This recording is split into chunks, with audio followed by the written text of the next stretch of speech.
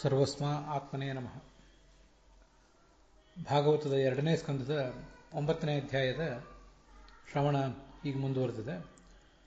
ಅಲ್ಲಿ ಕೆಲವು ಶ್ಲೋಕಗಳನ್ನು ಈಗಾಗಲೇ ನಾವು ಸ್ಥೂಲವಾಗಿ ನೋಡಿ ಮುಗಿಸಿದ್ದೇವೆ. ಅವುಗಳ ವ್ಯಾಖ್ಯಾನ ವಿಷಯಗಳನ್ನು ಮತ್ತು ಪಾಠಭೇದ, ವಿಶೇಷತಃ ಭಾಗವತ ತಾತ್ಪರ್ಯದ ಪಾಠಭೇದ ಇತ್ಯಾದಿಗಳನ್ನು ಈ ಮುಂದಿನ ಭಾಗದಲ್ಲಿ ನೋಡಬೇಕು. 9ನೇ ಶ್ಲೋಕದ ಅರ್ಥವನ್ನು ಇನ್ನೊಂದು ಬಾರಿ ಗಮನಕ್ಕೆ ತಂದುಕೊಳ್ಳೋಣ.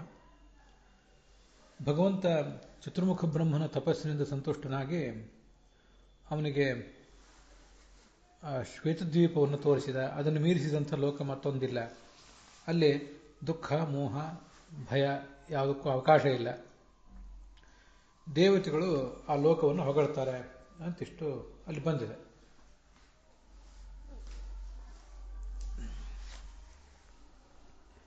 ಅದಕ್ಕೆ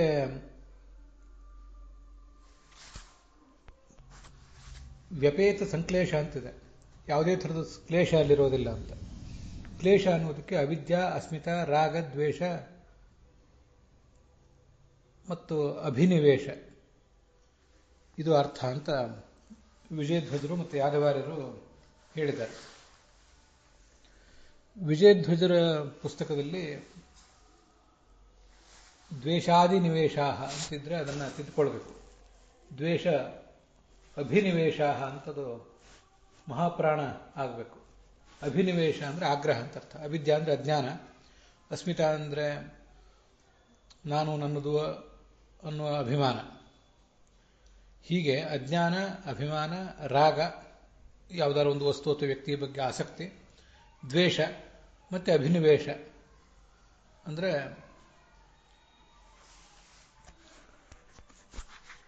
ಒಂದು ವಸ್ತುವಿನ ಬಗ್ಗೆ ಅಥವಾ ಒಂದು ವಿಷಯದ ಬಗ್ಗೆ ಆಗ್ರಹ.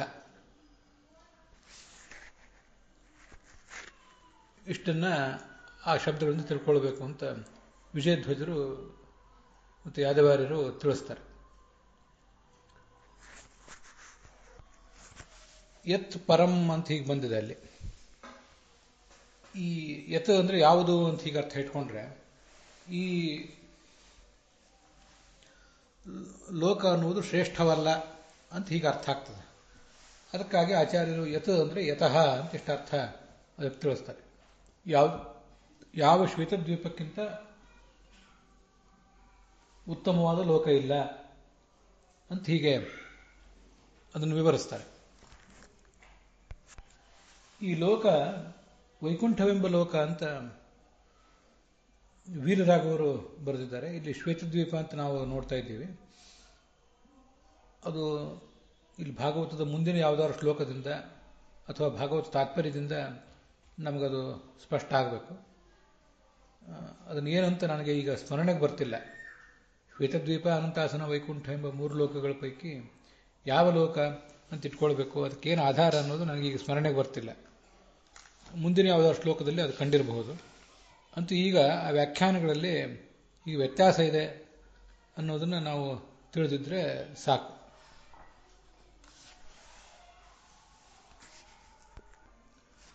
ಹಾಗಾಗಿ ಯತಃ, ಯತ ಎಂಬ ಶಬ್ದಕ್ಕೆ ಯತಃ ಅಂತ ಅರ್ಥ ಆಚಾರ್ಯ ಹೇಳಿದ್ದರಿಂದ ಯಾವ ಲೋಕಕ್ಕಿಂತ ಅಂತ ಅರ್ಥ ಆಗ್ತದೆ. ಯಾವ ಲೋಕವು, ಯತ ಅಂದರೆ ಯಾವುದು ಅಂತ ಅರ್ಥ ಆಗೋದಿಲ್ಲ, ಯಾವ ಲೋಕಕ್ಕಿಂತ ಅಂತ ಅರ್ಥ ಆಗ್ತದೆ. ಯಾವ ಲೋಕಕ್ಕಿಂತ ಉತ್ತಮವಾದ ಲೋಕ ಮತ್ತೊಂದಿಲ್ಲ ಅಂತ ಹೀಗೆ ಅರ್ಥ ಆಗೋದ್ರಿಂದ ಈ ಲೋಕದ ಶ್ರೇಷ್ಠತೆ ಸೂಚಿತ ಆಗ್ತದೆ. ಮುಂದೆ ತತ್ರ ಪ್ರಮಾಣಮಾಹ, ಅತ್ರ ಪ್ರಮಾಣಮಾಹ ಅಂತ ಹೇಳ್ತಾರೆ ಯಾದವಾರ್ಯರು.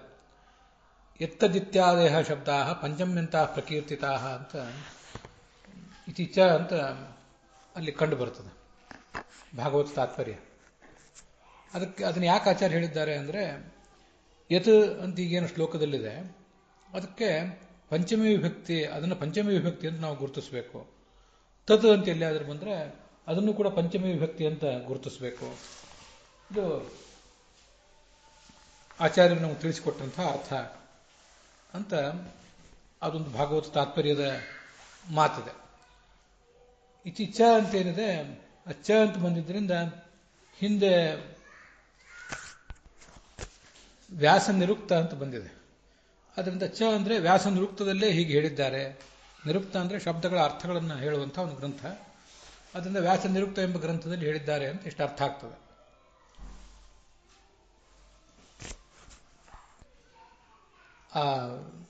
ಎತ್ತದಿತ್ಯಾದಿ ಶಬ್ದ ಪಂಚಮ್ಯಂಥ ಪ್ರಕೀರ್ತಿತ ಅಂತ ಇಲ್ಲೇನು ಭಾಗವತ ತಾತ್ಪರ್ಯದಲ್ಲಿ ಕಾಣಿಸ್ತದೆ. ಇಂಥ ಯಾವುದೇ ಗ್ರಂಥವನ್ನು ಉದ್ಧಾರ ಮಾಡಲಿಲ್ಲ, ಯಾವುದೇ ಕೋಶದ ಆಧಾರವನ್ನು ಉದ್ಧಾರ ಮಾಡಿಲ್ಲ ವೀರರಾಘವರು ಮತ್ತು ಶ್ರೀಧರರು. ಆದರೆ ಯತ್ ಅಂದರೆ ಯತ್ ಪರಂ ಅಂದರೆ ಯತಃ ಪರಂ ಅಂತ ಅರ್ಥನ ಅವರು ಕೂಡ ಬರದೇ ಇದ್ದಾರೆ. ಆಚಾರ್ಯರು ಅದನ್ನು ಬರೆದಿದ್ದಾರೆ ಅಷ್ಟೇ. ಇಲ್ಲಿ ಎತ್ತದಿತ್ಯಾದಿ ಶಬ್ದ ಪಂಚಮ್ಯಂಥ ಪ್ರಕೀರ್ತಿತಾ ಇತಿ ಚ ಅಂತ ಏನೊಂದು ಭಾಗ ಇದೆಯಲ್ಲ, ಇದು ಬನಂಜ ಗೋವಿಂದಾಚಾರ್ಯ ಸಂಪಾದನೆ ಮಾಡಿದ ಭಾಗವತ ತಾತ್ಪರ್ಯದಲ್ಲಿ ಇದು ಕಾಣಿಸೋದಿಲ್ಲ. ನಮಗೆ ಯತ್ ಅಂದರೆ ಯತಃ ಅಂತ ಅನ್ನೋದಕ್ಕೆ ಸಹಜವಾಗಿ ಅರ್ಥ ಗೊತ್ತಾಗೇ ಆಗ್ತದೆ. ಅದಕ್ಕೆ ಇಂಥ ಕೋಶವನ್ನು ಹೇಳಬೇಕಾದ ಅಗತ್ಯ ಏನಿಲ್ಲ. ಇಲ್ಲಿ ಇಷ್ಟಾದರೂ ಅವ್ರು ಹೇಳಿದ್ದಾರಲ್ಲ, ಅದಕ್ಕೆ ಪಂಚಮ್ಯಂಥ ಪ್ರಕೀರ್ತಿತ ಅಂತ ಬರೆದಿದ್ದಾರಲ್ಲ, ಪಂಚಮಿ ವಿಭಕ್ತಿಯಲ್ಲಿ ಅವು ಇವೆ ಅಂತ ಈಗ ಮಾಡಿದಂತ ಆಗ್ತದೆ. ಯತ್ ಅನ್ನೋದು ಪಂಚಮಿ ವಿಭಕ್ತಿ ಅಂತ. ಪಂಚಮಿ ವಿಭಕ್ತಿ ಶಬ್ದ ಅದು ಹೇಗೆ ಅಂತ ನಮಗೊಂದು ಗೊಂದಲ ಆಗ್ತದೆ ಇದರಲ್ಲಿ. ಆದರೆ ಕೋಶದಲ್ಲಿ ಎಲ್ಲಿಯೂ ಕೂಡ, ಯಾವುದೇ ಕೋಶದಲ್ಲಿಯೂ ಕೂಡ ಅದನ್ನು ಪಂಚಮಿ ವಿಭಕ್ತಿ ಅಂತ ಯಾರೂ ಪರಿಗಣನೆ ಮಾಡಲಿಲ್ಲ.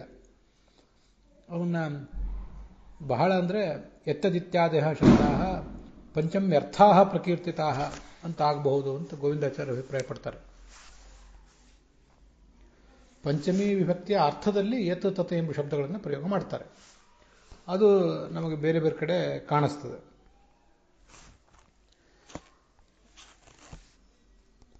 ಹೊರತು ಪಂಚಮಿ ವಿಭಕ್ತಿ ಅದಲ್ಲ. ಎಲ್ಲರೂ ಕೂಡ ಅದನ್ನು ಅವ್ಯಯ ಅಂತಲೇ ಪರಿಗಣನೆ ಮಾಡಿದ್ದಾರೆ. ಮೂಲತಃ ಯತ್ ಅಂತ ಶಬ್ದ ಒಂದಿದೆಯಲ್ಲ, ಯಹ ಯೌ ಯೇ ಯಾ ಯೇ ಯಾನಿ, ಹಾಗೆ ಯಾ ಯೇ ಯಾಹ, ಹಾಗೆ ಯತ್ ಯೇ ಯಾನಿ ಅಂತ. ಹಾಗೆ ನಪುಂಸಕಲಿಂಗ ಶಬ್ದ ಒಂದಿದೆ, ಅದಕ್ಕೆ ಯಾವುದು ಅಂತ ಹೀಗೆ ಅರ್ಥ ಆಗ್ತದೆ. ಅದು 3 ಲಿಂಗದಲ್ಲೂ ಇದೆ ಆ ಶಬ್ದ.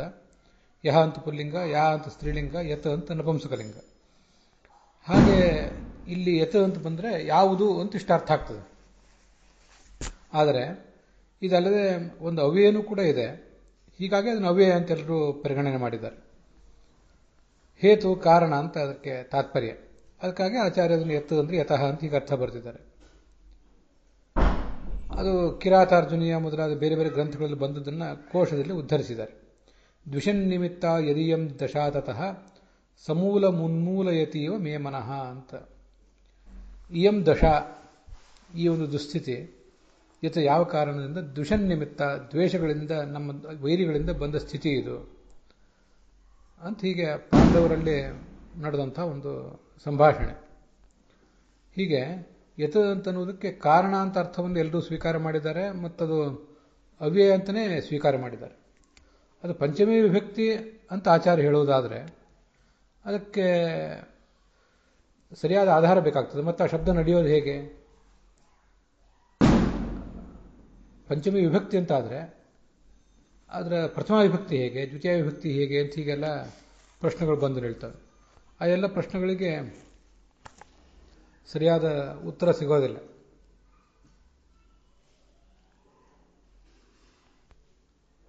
ಈಗಿನ ಯತ್ ಶಬ್ದದಲ್ಲಿ ಯಸ್ಮಾತ್ ಎಂಬ ಶಬ್ದ ಅದಕ್ಕೆ ಪಂಚಮಿ ವಿಭಕ್ತಿ ಆಗ್ತದೆ ಹೊರತು ಯತ್ ಅಂತನೋದು ಪಂಚಮಿ ವಿಭಕ್ತಿ ಆಗೋದಿಲ್ಲ. ಆದ್ದರಿಂದ ಈ ಎತ್ತದಿತ್ಯಾದಿ ಶಬ್ದ ಪಂಚಮ್ಯಂಥ ಪ್ರಕೀರ್ತಿತಾ ಅಂತ ಏನೋ ಭಾಗ ಇದೆ, ಇದನ್ನು ಪ್ರಾಮಾಣಿಕವಾದ ಆಚಾರ್ಯರೇ ಇದನ್ನು ಬರೆದಿದ್ದಾರೆ ಅಂತ ಸ್ವೀಕಾರ ಮಾಡಲಿಕ್ಕೆ ಸ್ವಲ್ಪ ಹಿಂಜರಿಕೆ ಆಗ್ತದೆ. ಒಂದು ಕಡೆ ಒಂದು ಮುದ್ರಣದಲ್ಲಿ ಅಥವಾ ಒಂದು ಯಾವುದಾದ್ರು ಹಸ್ತಪ್ರತಿಯಲ್ಲಿ ಅದು ಕಾಣದೆ ಹೋದರೂ ಕೂಡ ಒಂದು ಗೊಂದಲಕ್ಕೆ ಕಾರಣ ಆಗ್ತದೆ. ಎಲ್ಲ ಕಡೆ ಇದ್ದರೆ ಅದೊಂದು ವಿಚಾರ ಬೇರೆ. ಆಚಾರ್ಯರು ಸಂಸ್ಕೃತಕ್ಕೊಂದು ಹೊಸ ಕೊಡುಗೆ ಕೊಟ್ಟಿದ್ದಾರೆ ಅಂತ ತಿಳ್ಕೋಬಹುದು. ಅದೇನು ಹೊಸ ಕೊಡುಗೆ ಕೊಡುವ ಪ್ರಶ್ನವೂ ಏನಿಲ್ಲ.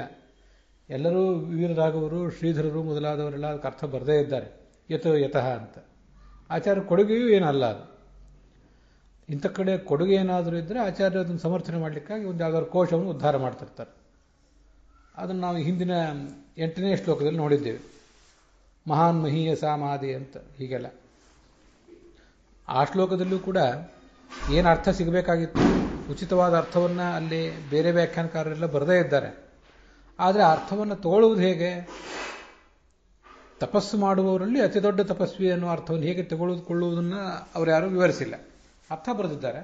ಅದಕ್ಕೊಂದು ಆಧಾರವನ್ನು ಆಚಾರ್ಯರು ವ್ಯಾಸ ನಿರುಕ್ತದಿಂದ ತೋರಿಸಿದ್ದಾರೆ. ಇಲ್ಲಿ ಇದೊಂದು ಬಹಳ ಸರಳವಾದಂಥ ಪ್ರಕ್ರಿಯೆ. ಯತ ಎಂಬ ಶಬ್ದಕ್ಕೆ ಯಾವ ಕಾರಣದಿಂದ ಅಂತ ಅರ್ಥ ಇರೋದು. ಹಾಗಿರುವಾಗ ಇಂಥದೊಂದು ಮಾತನ್ನು ಆಚಾರ್ಯ ತೋರಿಸುವ ಅಗತ್ಯವೂ ಇಲ್ಲ. ಬೇರೆ ಪಾಠದಲ್ಲಿ ಗೋವಿಂದಾಚಾರ್ಯ ಸಂಪಾದನೆ ಮಾಡಿದ ಸರ್ವಮೂಲದ ಅಂತರ್ಗತವಾದ ಭಾಗವತ ತಾತ್ಪರ್ಯ ಪಾಠದಲ್ಲಿ ಅದಿಲ್ಲ. ಆದ್ದರಿಂದ ಅದನ್ನು ದೂರ ಇಡುವುದು ಒಳ್ಳೆಯದಂತ ಕಾಣಿಸ್ತದೆ. ಪಂಚಮಿ ವಿಭಕ್ತಿ ಅಂತಾದರೆ ನಾನು ಮುಖ್ಯವಾಗಿ ಹೇಳಿದ್ದು ಪ್ರಥಮ ವಿಭಕ್ತಿ ಹೇಗೆ, ಆ ಶಬ್ದ ನಡೆಯೋದು ಹೇಗೆ ಅನ್ನೋ ಪ್ರಶ್ನಕ್ಕೆ ಉತ್ತರ ಕೊಡಬೇಕಾಗ್ತದೆ. ಆದ್ದರಿಂದ ಅದನ್ನು ಬಿಡುವುದು ಒಳ್ಳೆಯದು. ಯಾದವಾರರು ಮೊದಲಾದವರು ಹೇಳಿದ್ದಾರೆ, ಆದರೆ ಅದನ್ನು ಬಿಡುವುದು ಒಳ್ಳೆಯದು. ಇನ್ನೂ ಒಂದು ಮಹತ್ವದ ಅಂಶ ನಾವು ಗಮನಿಸಬೇಕಾದದ್ದಿದೆ. ಬನ್ನಂಜ ಗೋವಿಂದಾಚಾರ್ಯ ಸಂಪಾದನೆ ಮಾಡಿದ ಪುಸ್ತಕದಲ್ಲಿ ಅದಿಲ್ಲ ಅಂತ ಅಷ್ಟು ಮಾತ್ರ ಅಲ್ಲ. ಈ ಭಾಗವತ ತಾತ್ಪರ್ಯಕ್ಕೆ ಆಯಿ ನರಸಿಂಹಾಚಾರ್ಯರು ಮತ್ತು ಛಲಾರಿ ನಾರಾಯಣಾಚಾರ್ಯರು ಅಂತ ಬರೆದದ್ದು 2 ವ್ಯಾಖ್ಯಾನಗಳಿವೆ.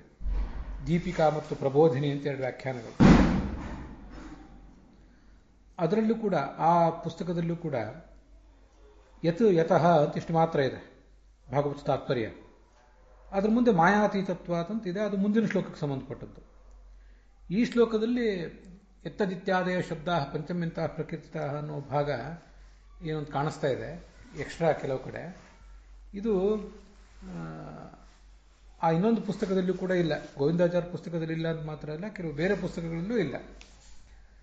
ಇದೇ ಈಗ ದ್ವೈತ ವೇದಾಂತ ಅಧ್ಯಯನ ಸಂಶೋಧನಾ ಪ್ರತಿಷ್ಠಾನದಿಂದ ಪ್ರಕಟಿತ ಆಗಿರುವಂಥ ಪುಸ್ತಕಗಳು ಇವೆರಡೂ ಕೂಡ. ಶ್ರೀಮದ್ ಭಾಗವತ ಇದು ಯಾದವಾರ್ಯರದು ವಿಜಯಧ್ವಜರದು ವ್ಯಾಖ್ಯಾನ ಇರುವಂಥ ಪುಸ್ತಕ. ಅದರಲ್ಲಿ ಭಾಗವತ ತಾತ್ಪರ್ಯ ಮುದ್ರಿಸಿದ್ದಾರೆ. ಹಾಗೆಯೇ ಅದೇ ಸಂಸ್ಥೆಯಿಂದ ಪ್ರಕಟ ಆಗಿರುವ ಭಾಗವತ ತಾತ್ಪರ್ಯ ನಿರ್ಣಯ, ಅದಕ್ಕೆ ನಾನೀಗಾಗಲೇ 2 ಹೆಸರು ಹೇಳಿದೆ, ಹರಹರಿ ಆಚಾರ್ಯರು ಮತ್ತು ನಾರಾಯಣಾಚಾರ್ಯರು ಅಂತ. ಅವರು ಬರೆದಿರುವ ದೀಪಿಕಾ ಮತ್ತು ಪ್ರಬೋಧಿನಿ ಅಂತ 2 ವ್ಯಾಖ್ಯಾನಗಳು. ಅಲ್ಲಿಯೂ ಕೂಡ ಯತತಃ ಅಂತ ಇಷ್ಟೇ ಇದೆ, ಮುಂದಿನ ಈ ಶ್ಲೋಕ ಇಲ್ಲವೇ ಇಲ್ಲ. ಹೀಗಿರುವಾಗ ಈ ಶ್ಲೋಕ ಬಂತು ಎಲ್ಲಿಂದ? ಪುರಾಣಿಕಾಚಾರ್ಯರು ಕೂಡ ಇದನ್ನು ತಮ್ಮ ಭಾಗವತ ತಾತ್ಪರ್ಯದಲ್ಲಿ ಅನುವಾದ ಮಾಡಿದ್ದಾರೆ. ಎತ್ತದಿತ್ಯಾದೇ ಶಬ್ದ ಪಂಚಮ್ಯಂತ ಪ್ರಕೀರ್ತಿತಾ ಅಂತ ಅನ್ನೋದನ್ನು ಅನುವಾದ ಮಾಡಿದ್ದಾರೆ. ಒಂದೇ ಸಂಸ್ಥೆಯವರು, ದ್ವೈತ ವೇದಾಂತ ಅಧ್ಯಯನ ಸಂಸ್ಥೆಯಿಂದ ಪ್ರಕಟ ಆಗಿರುವಂಥ ಒಂದೇ ಪುಸ್ತಕ, ಅದರಲ್ಲಿ ಒಂದು ಕಡೆ ಪಾಠ ಇದೆ, ಇನ್ನೊಂದು ಕಡೆ ಇಲ್ಲ ಅಂತ ಅನ್ನೋದನ್ನು ಸರಿಯಾಗಿ ಗಮನಿಸಬೇಕಾಗ್ತದೆ. ಅಥವಾ ಅಡಿ ಟಿಪ್ಪಣಿಯಲ್ಲಿ ಆದರೂ ಹಾಕಬೇಕಾಗ್ತದೆ. ಇಲ್ಲದೆ ಹೋದರೆ ಅದಕ್ಕೆ ಅನುವಾದ ಮಾಡೋರು ಅನುವಾದ ಮಾಡ್ತಾರೆ, ಮುಂದೆ ಅದನ್ನು ಇನ್ನೊಂದು ಯಾವುದಾದ್ರು ಸಂದರ್ಭದಲ್ಲಿ ಕೋಟ್ ಮಾಡೋರು ಕೋಟ್ ಮಾಡ್ತಾ ಹೋಗ್ತಾರೆ. ಅದ್ರ ಬಗ್ಗೆ ಒಂದು ಗೊಂದಲ ಇದೆ ಅಂತಾದರೂ, ಅದ್ರ ಬಗ್ಗೆ ಒಂದು ವಿವಾದ ಇದೆ ಅಂತಾದರೂ ನಮ್ಮ ಗಮನದಲ್ಲಿ ಇರಬೇಕು. ನಾವು ಯಾವುದೇ ಪಾಠವನ್ನು ಸ್ವೀಕಾರ ಮಾಡೋಣ, ಎತ್ತದಿತ್ಯಾದೇ ಶಬ್ದ ಪಂಚಮಿಂತ ಪ್ರಕೀರ್ತಿತ ಅನ್ನೋದು ಆಚಾರ್ಯ ಹೇಳಿದ ಪಾಠ ಅಂತ ಬೇಕಾದರೆ ನಾವು ದೃಢವಾಗಿ ನಂಬೋಣ. ಆದರೆ ಅದು ಬೇರೆ ಕಡೆ ಇಲ್ಲ ಅನ್ನೋದನ್ನು ಕೂಡ ನಾವು ನಮ್ಮ ಸಂಶೋಧನಾ ಲೇಖನಗಳನ್ನು ಮಾಡುವಾಗ, ಸಂಶೋಧನಾತ್ಮಕ ಪ್ರವಚನಗಳನ್ನು ಮಾಡುವಾಗ ಹೇಳಬೇಕಾಗ್ತದೆ. ಇಲ್ಲದೆ ಹೋದರೆ ಇಂಥ ಸಮಸ್ಯೆಗಳಿಗೆ ಕಾರಣ ಆಗ್ತದೆ. ಇನ್ನೊಬ್ಬರು ಏನು ಮಾಡಿದ್ದಾರೆ ಅನ್ನೋದನ್ನು ಗಮನಿಸಬೇಕು ಮಾಡುವವರು. ಇದು ನನ್ನದೊಂದು ಸಲಹೆ ವಿದ್ವಾಂಸರಿಗೆ. ಒಂದೇ ಸಂಸ್ಥೆಯವರು ಪ್ರಕಟ ಮಾಡಿದ 2 ಪುಸ್ತಕಗಳು, ಅದರಲ್ಲಿ ಒಂದು ಕಡೆ ಬಂತು, ಇದು ಇನ್ನೊಂದು ಕಡೆ ಬರಲಿಲ್ಲ. ಹೇಗೆ? ಯಾವ ಹಸ್ತಪ್ರತಿಯನ್ನು ಅವರು ಅವಲಂಬಿಸಿದ್ರು? ಅಥವಾ ಹಸ್ತಪ್ರತಿಯಲ್ಲಿ ಹೋದರೂ ಕೂಡ ಹಳೆಯ ಮುದ್ರಣಗಳನ್ನು ಯಾವುದನ್ನು ಅವಲಂಬಿಸಿದ್ರು? ವಿಜಯಧ್ವಜರ ಮತ್ತು ಯಾದವಾರ್ಯರ ವ್ಯಾಖ್ಯಾನಗಳನ್ನು ಮುದ್ರಿಸುವ ಒಂದು ಪುಸ್ತಕ, ಮತ್ತು ಪ್ರಬೋಧಿನಿ ದೀಪಿಕಾ ಅವುಗಳನ್ನು ಮುದ್ರಿಸುವಂಥ ಇನ್ನೊಂದು ಪುಸ್ತಕ. ಅವಕ್ಕೆ ಮೂಲವಾದ ಪುಸ್ತಕಗಳು ಯಾವುದು? ಇದನ್ನೆಲ್ಲ ತುಂಬ ಆಲೋಚನೆ ಮಾಡಬೇಕಾಗ್ತದೆ. ಮತ್ತು ವಿಜಯಧ್ವಜರು ಭಾಗವತ ತಾತ್ಪರ್ಯಕ್ಕೆ ವ್ಯಾಖ್ಯಾನ ಮಾಡಲಿಕ್ಕೆ ಹೊರಟವರಲ್ಲ.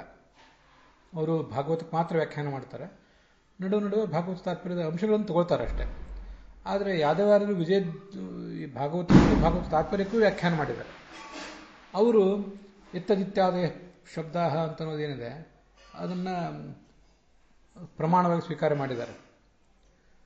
ಇವ್ರಿಗಿಂತ ನಿರ್ದಿಷ್ಟವಾಗಿ ಪ್ರಬೋಧಿನಿ ಮತ್ತು ದೀಪಿಕಾ ವ್ಯಾಖ್ಯಾನ ಮಾಡುವವರು ಭಾಗವತ ತಾತ್ಪರ್ಯಕ್ಕೆ ಮಾತ್ರ ವ್ಯಾಖ್ಯಾನ ಮಾಡುವವರು. ಅದಕ್ಕೆ ಮಾತ್ರ ಮಾಡುವವರು ಖಂಡಿತವಾಗಿಯೂ ಎತ್ತದಿತ್ಯಾದಿ ಶಬ್ದ ಪಂಚಮ್ಯಂತಹ ಪ್ರಕೀರ್ತಿತ ಅಂತ ಬಂದಿದ್ರೆ ಅವಕ್ಕೆ ವ್ಯಾಖ್ಯಾನ ಮಾಡಲೇಬೇಕಾಗ್ತದೆ. ಇಲ್ಲದೆ ಹೋದರೆ ಭಾಗವತ ತಾತ್ಪರ್ಯಕ್ಕೆ ವ್ಯಾಖ್ಯಾನ ಮಾಡಲಿಕ್ಕೆ ಹೊರಟವರಿಗೆ ಅದೊಂದು ಕೊರತೆ ಆಗಿಬಿಡ್ತದೆ, ಅದೊಂದು ನ್ಯೂನತೆ ಆಗ್ತದೆ ಅವ್ರ ವ್ಯಾಖ್ಯಾನದಲ್ಲಿ. ಆದ್ದರಿಂದ ಇದನ್ನು ತುಂಬ ಎಚ್ಚರಿಕೆಯಿಂದ ಗಮನಿಸಿ ಇದನ್ನು ಬಿಟ್ಟುಬಿಡುವುದು ಒಳ್ಳೆಯದು. ಮತ್ತು ಕೆ ಟಿ ಪಾಂಡುರಂಗಾಚಾರ್ಯ ಮುದ್ರಿಸಿದ ಪುಸ್ತಕದಲ್ಲಿ ಯತಃ ಎತ್ತದಿತ್ಯಾದಿ ಶಬ್ದ ಪಂಚಮಿಂತಹ ಪ್ರಕೃತಿತಾ ಇತಿಚ ಮುಂದೆ ಮಾಯಾತೀತತ್ವಾತ್ ಅಂತಿದೆ. ಆ ಮಾಯಾತೀತತ್ವಾತ್ ಅನ್ನೋದು ಕೂಡ ಪ್ರಾಯ ಈ ಶ್ಲೋಕಕ್ಕೆ ಸಂಬಂಧಪಟ್ಟದ್ದಲ್ಲ. ಅದು ಮುಂದೆ ನವರ್ತತೆ ಯತ್ರ ರಜಸ್ತಮಸ್ತಯೋ ಅಂತ ಶ್ಲೋಕ ಇದೆಯಲ್ಲ, ಆ ಶ್ಲೋಕಕ್ಕೆ ಸಂಬಂಧಪಟ್ಟದ್ದು ಅಂತ ಕಾಣಿಸ್ತದೆ. ಆದರೆ ಅದೇನೂ ಅಷ್ಟು ದೊಡ್ಡ ವಿಷಯ ಏನಲ್ಲ. ಯಾಕೆಂದರೆ ಆ ಮಾಯಾತೀತತ್ವಾತಂತ ಮುಂದಿನ ಶ್ಲೋಕದಲ್ಲಿ ಹೇಳಿದಾರೋ ಆಚಾರ್ಯರು, ಈ ಶ್ಲೋಕಕ್ಕೆ ಸಂಬಂಧಪಟ್ಟಂತೆ ಹೇಳಿದಾರೋ ಅದು ಸ್ಪಷ್ಟ ಆಗೋದಿಲ್ಲ.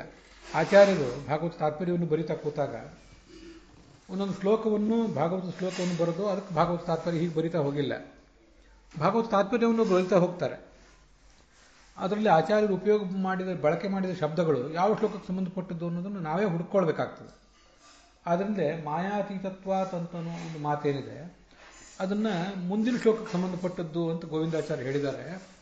ನವರ್ತತೆ ಯತ್ರ ರಜಸ್ತಮಸ್ತಯೋ ಅಂತ ಆ ಶ್ಲೋಕಕ್ಕೆ ಸಂಬಂಧಪಟ್ಟದ್ದಾದರೂ ಕೂಡ ಅದನ್ನು ಈ ಹಿಂದಿನ ಶ್ಲೋಕಕ್ಕೂ ತಗೊಳ್ಬೇಕು ಅಂತ ಅವರು ಅಭಿಪ್ರಾಯಪಟ್ಟಿದ್ದಾರೆ.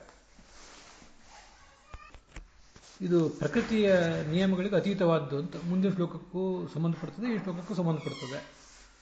ಹಾಗೇನೆ ಯಾದವಾರರು ಕೂಡ ಅದನ್ನು ಅರ್ಥ ಮಾಡಿದ್ದಾರೆ. ಸಂಕ್ಲೇಶ ಅನ್ನೋದಕ್ಕೆ ಯಾದವಾರ್ಯರು ಮತ್ತು ವಿಜಯಧ್ವಜರು ಒಂದು ಯಾವುದೋ ಅರ್ಥ ಬರೆದು ನಾವು ನೋಡಿದ್ವಿ. ಅವಿದ್ಯಾ ಅಸ್ಮಿತಾ ರಾಗದ್ವೇಷ ಅಭಿನಿವೇಶ ಸಂಕ್ಲೇಶ ಅಂತ. ಸಂಕ್ಲೇಶ ಅಂದರೆ ವಿವಿಧ ದುಃಖಾನಿ ಅಂತ ಅರ್ಥ ಬರೀತಾರೆ ಯಾದವೇಂದ್ರರು. ಮೋಹ ಅಂದರೆ ಅತಸ್ಮಿನ್ ತದ್ಗ್ರಹ. ಸಾಧ್ವಸ ಅಂದರೆ ಭಯ, ಅದರಲ್ಲೇನೂ ಸಂಶಯ ಇಲ್ಲ. ಭೀತಿರ್ಭಿ ಸಾಧ್ವಸಂ ಭಯಂ ಅಂತಿದೆ. ಮೋಹ ಅಂತಿದೆಯಲ್ಲ, ಮೋಹಕ್ಕೆ ಒಂದೊಂದು ಕಡೆ ಒಂದೊಂದು ರೀತಿ ಅರ್ಥ ಆಗ್ತದೆ. ನಾನು ನನ್ನವರು ಅನ್ನೋ ಮೋಹ ಅಂತ ಕೆಲವು ಕಡೆ ಅರ್ಥ ಆಗ್ತದೆ.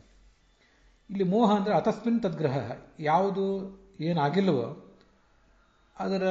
ಅದನ್ನು ತಿಳ್ಕೊಳ್ಳೋದು. ಉದಾಹರಣೆಗೆ ಹಗ್ಗ ಹಾವಾಗಿಲ್ಲದೆ ಇದ್ದಾಗ ಅದನ್ನು ಹಗ್ಗವನ್ನು ಹಾವು ಅಂತ ಭ್ರಮಿಸುವುದು, ಹೀಗೂ ಅರ್ಥ ಆಗ್ಬೋದು. ನಾನು ನನ್ನದು ಅನ್ನುವಂಥ ಅಭಿಮಾನಕ್ಕೂ ಕೂಡ ಕೆಲವು ಬಾರಿ ಮೋಹ, ಮಕ್ಕಳ ಬಗ್ಗೆ ಮೋಹ ಅಂತೆಲ್ಲ ಹೇಳ್ತಿರ್ತಾರೆ. ಸ್ವಸ್ಮಿನ್ ದುಃಖ ತಾದಾತ್ಮ್ಯ ಭ್ರಮಶ್ಚ ಇತ್ಯಾದಿ ಕೆಲವು ಬೇರೆ ಅರ್ಥಗಳನ್ನು ಬರೀತಾರೆ. ಅಂತೂ ತಪ್ಪು ತಿಳುವಳಿಕೆ. ಇಲ್ಲಿ ನಾವು ಮಕ್ಕಳು, ನಾವು ನಮ್ಮದು ಅನ್ನೋದ್ರ ಬಗ್ಗೆ ಮೋಹ ಅಂತ ಅರ್ಥ ಇಟ್ಕೊಂಡಿಲ್ಲ ಅವರು. ತಪ್ಪು ತಿಳುವಳಿಕೆಯನ್ನು ಮೋಹ ಎಂಬ ಶಬ್ದದಿಂದ ಹೇಳಿದಂತೆ ಕಾಣಿಸ್ತದೆ. ಯಾದವೇಂದ್ರ ಹೇಳಿಲ್ಲದೆ ಇರಬಹುದು, ಆದರೂ ಮೋಹ ಅಂದರೆ ಕುರುಡು ಅಭಿಮಾನ ಅಂತ ಏನು ಅರ್ಥ ಇದೆ ಅದನ್ನು ಕೂಡ ತಗೊಳ್ಳಿಕ್ಕೇನು ತಪ್ಪೇನಿಲ್ಲ. ಮೋಕ್ಷದಲ್ಲಿ ಅದು ಯಾವುದೂ ಕೂಡ ಇರೋದಿಲ್ಲ ಅನ್ನೋದು ಸತ್ಯವಾದ ಸಂಗತಿಯೇ. ಮೂರ್ಖತನ, ಇದನ್ನು ವಿಜಯಧ್ವಜರು ಮತ್ತು ಯಾದವಾರ್ಯರು ಮೌಢ್ಯ ಅಂತ ಪ್ರಯೋಗ ಮಾಡಿದ್ದಾರೆ. ಆದ್ದರಿಂದ ಬೇರೆ ಬೇರೆ ವ್ಯಾಖ್ಯಾನಕಾರರು ಮಾಡಿದ್ದನ್ನು ಹೇಳಿದ್ದೇನೆ. ಅದನ್ನು ಆಯಾ ಪ್ರಸಂಗದಲ್ಲಿ ನಾವೇ ತಿಳ್ಕೊಳ್ಬೇಕಷ್ಟೆ. ಹೊಂದಾಣಿಕೆ ಮಾಡಿಕೊಂಡು ತಪ್ಪಲ್ಲದೆ ಇರುವ ಯಾವ ಅರ್ಥವನ್ನಾದರೂ ನೋಡಲಿಕ್ಕೆ ಏನು ತೊಂದರೆ ಇಲ್ಲ. ಅದರೊಂದಿಗೆ ಇವತ್ತಿನ ಈ ಭಾಗ ಸಮಾಪ್ತ ಆಗಿದೆ. ಗಮನಿಸ್ತಾ ಇರಬೇಕು, ಯಾದವಾರ್ಯರ ವ್ಯಾಖ್ಯಾನಗಳಲ್ಲಿ ಅನೇಕ ಸಮಸ್ಯೆಗಳು ಹೀಗೆ ಕಾಣ್ತವೆ. ಆದರೆ ಯಾದವಾರ್ಯರು, ವಿಜಯಧ್ವಜರು ಮೊದಲಾದ ಎಲ್ಲ ಜ್ಞಾನಿಗಳಿಗೂ ನಮ್ಮಂಥವರು ಸಾಮಾನ್ಯರು ಋಣಿಗಳೇ ಆಗಿರ್ತೇವೆ. ಆದರೆ ಅವರು ಏನು ಬರೆದಿಟ್ಟಿದ್ದಾರೆ ಅದನ್ನೆಲ್ಲವನ್ನೂ ಸಾರಾಸಗಟಾಗಿ ಪೂರ್ಣವಾಗಿ ಪ್ರಮಾಣ ಅಂತ ಸ್ವೀಕಾರ ಮಾಡಲಿಕ್ಕೆ ಸ್ವಲ್ಪ ಕಷ್ಟ ಆಗ್ತದೆ. ಅನೇಕ ಥರದ ಸಮಸ್ಯೆಗಳು ಹಿಂದೆನೂ ಕೂಡ ಕಾಣ್ತಾ ಇದ್ದವು ಯಾದವಾರ್ಯರ ವ್ಯಾಖ್ಯಾನದಲ್ಲಿ, ಹಿಂದಿನ ವ್ಯಾಖ್ಯಾನಕಾರರಿಗೂ ಕೂಡ. ಅವರನ್ನು ಗುರುತಿಸಿದ್ದಾರೆ ಅನೇಕ ಜನ. ಈಗ ಪ್ರಾಚೀನ ವ್ಯಾಖ್ಯಾನಕಾರರು ಅದನ್ನೆಲ್ಲ ತಮ್ಮ ತಮ್ಮ ಟಿಪ್ಪಣಿಗಳಲ್ಲಿ ಬರೆದಿಟ್ಟಿದ್ದಾರೆ.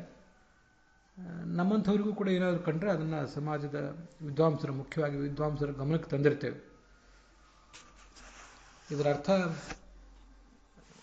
ಯಾದವಾರ್ಯರ ಟಿಪ್ಪಣಿಯಲ್ಲಿ ಮಾತ್ರ ದೋಷಗಳಿವೆ ಅಂತಲ್ಲ, ಸಮಸ್ಯೆಗಳಿವೆ ಅಂತಲ್ಲ. ವಿಜಯಧ್ವಜರ ಟಿಪ್ಪಣಿಯಲ್ಲೂ ಕಾಣಿಸ್ತವೆ, ಯಾದವಾರ್ಯರ ಟಿಪ್ಪಣಿಯಲ್ಲೂ ಕೂಡ ಕಾಣಿಸ್ತವೆ, ಮತ್ತಿತರ ಟಿಪ್ಪಣಿಗಳಲ್ಲೂ ಕೂಡ ಕಾಣಿಸ್ತವೆ. ಅದರ ಬಗ್ಗೆ ಹೀಗೆ ಸಮಸ್ಯೆ ಇದೆ ಅಂತ ಹೇಳಿ ಅದನ್ನು ಸ್ವಲ್ಪ ದೂರ ಇಡುವುದು ಒಳ್ಳೆಯದು ಇಷ್ಟೇ. ಅದರೊಂದಿಗೆ ಇವತ್ತಿನ ಈ ಭಾಗ ಸಮಾಪ್ತ ಆಗಿದೆ.